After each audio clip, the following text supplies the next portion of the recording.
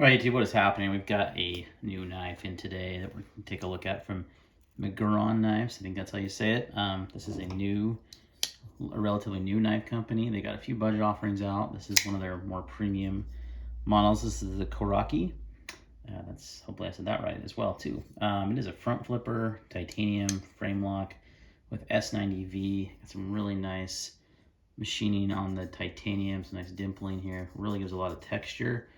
The flipping action is phenomenal. So let's get into it a little bit. So what you get is you get the pouch, you get a nice little box, and you get a certificate of authenticity. It tells you it's all handwritten too. So they're not like mass producing these, I don't think. You know, they're kind of a smaller batch company for now. Here's some of their social media such. I got this from White Mountain Knives. And I think I paid about $200 for it. With my discount code, you'll get around the same. I think it's $220, but with your 10% off EDC WMK, you get 10% off. You'll be about $200 bucks out the door.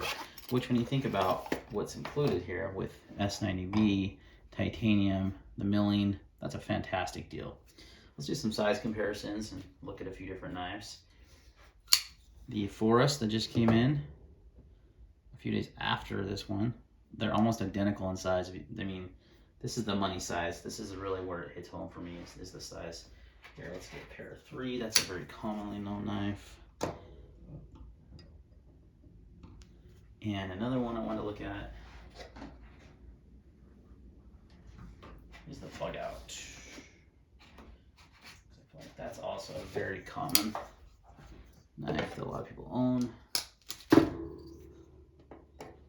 And it's about the same size. This one's got some custom scales, but very much the size of a bug out. I think this is the perfect size knife for me. Not too big, not too small, right in the middle, right? So I love a pair of 3. So this guy is a good size. So it's already got that plus going on. I really was attracted to this knife because of this milling on the type. That just looks good. Like, you look at this knife and you're like, that looks really good. I don't love front flippers, to be honest with you. But this one really drew my attention. I thought I saw it on, I think, a Therapeutics Edge. I think it was the channel, or on his Instagram, and I was like, I like that. I'm gonna pick one of those up.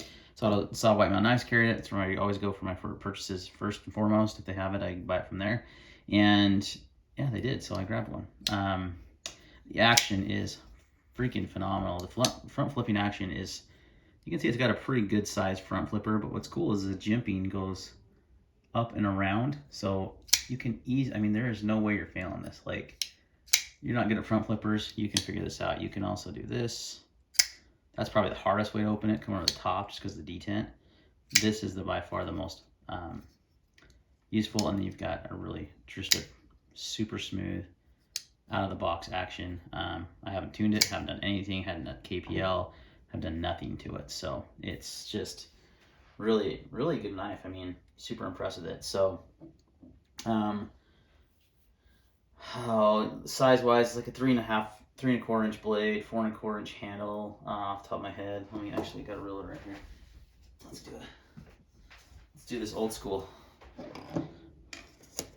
and show you. Overall length is about just a tad over 7.5 inches. I'm going to go to the butt to the tip. So overall length is a great size, and your handle length when the knife is closed is just under 4.25. So really good size. Like I said, and your thickness of the handle is going to be 0.45 inches. Now, while we're doing measurements, this is one of my favorite things about this knife. It's thin behind the edge. I was having this thought today. I'm like, why is it that all the Chinese companies, well, that's not right.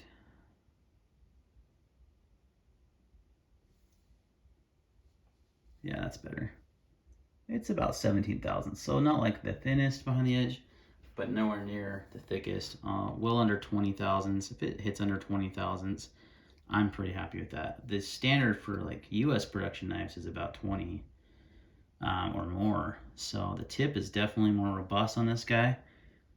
You're like 24 thousandths with that compound grind. So it's gonna have a strong tip, but the slicey back here, just a really slicey blade shape too. I like it quite a bit. And your thickness on the blade isn't very much either. It's coming at 1.24 inches thick blade stock. So you got a slicey blade, a good blade shape, a good size. This is in my hand. I wear a medium-sized glove, and it fits perfectly. Just really, for me, a perfect size knife and a good value on the size or the price for the materials used. S90 is a great edge retention steel, more focused on edge retention than toughness, but gonna cut all day long, and it just looks really nice. I mean, it's aesthetically a pleasing knife. The clip is really well done too. It's a nice milled pocket clip with a good amount of spring, so you're not gonna have too big of an issue. I need to get, since I moved, I lost my little cutoffs I used for my pocket clip demonstration, so I'll have to find something new to do that with.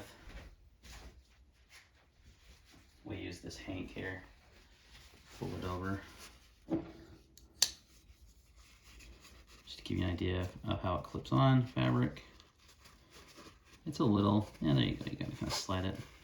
It's not gonna carry terribly deep. Well, it's pretty deep actually, it's not bad at all. That's what's gonna be protruding from your pocket. It's got a good retention. I think it's an overall well done clip.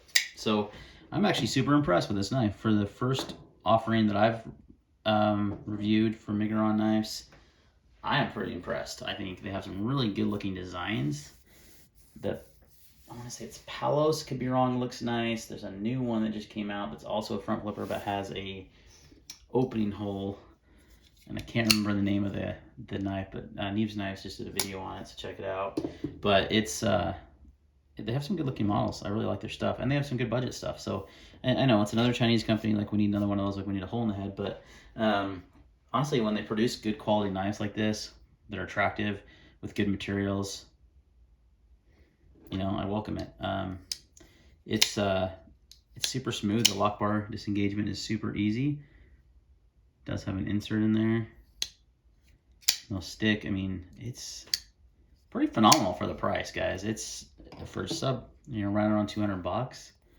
Man, I'm really impressed. Really impressed. So I've gotten a lot of new knives in lately, and this one has still kind of stood out to me as one of the better ones, which is kind of mind-boggling. I also got the Monterey Bay Knives Old Guard, the inset lock, and it's on a washer, so the action doesn't compare.